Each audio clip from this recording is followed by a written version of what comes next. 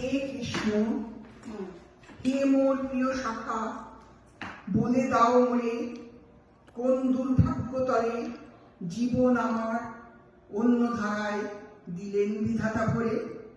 আমি পাঞ্চাল রাজকন্যা, আমি ধ্রুপদ নন্দিনী, কোন গ্রহ ফিরে বলো হলাম পঞ্চস্বামীর শয্যা সঙ্গিনী। যাদের একজনের প্রেমিকা সাজে ঘর ছেড়েছি চিরসঙ্গিনী হওয়ার তরে, শ্বশ্রু মাতার এক আদেশ এসে এ কেমন আচরণ করে।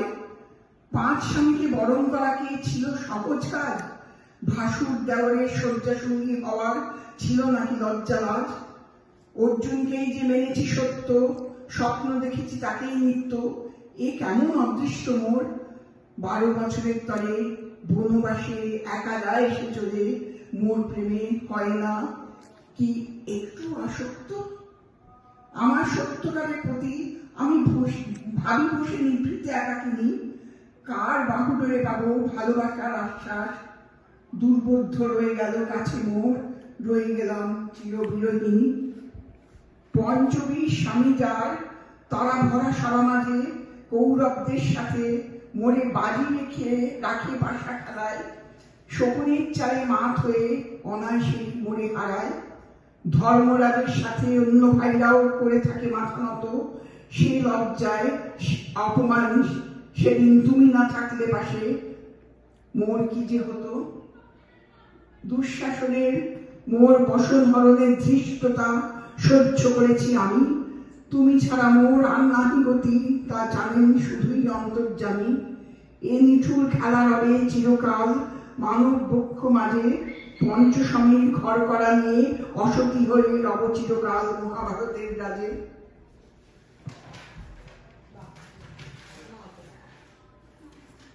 অর্জুন করেছে বিয়ে আরো কত না জানি, তার আচরণে ক্ষুব্ধ হয়েছি কত না অভিমানী।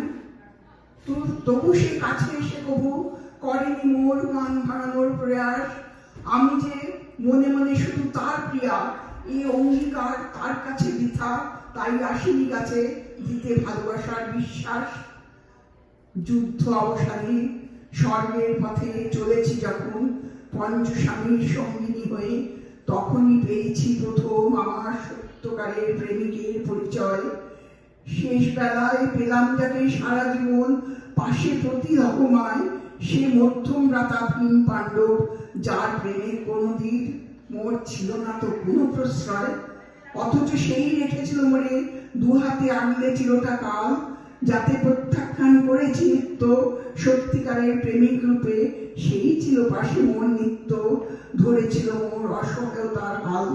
তার গোপন প্রেমের কথা, তার অন্তরের আকুলতা আমায় আকৃষ্ট করেনি কভু, ভেবেছি সে যে নেহাতি আমার রক্ষাকর্তা।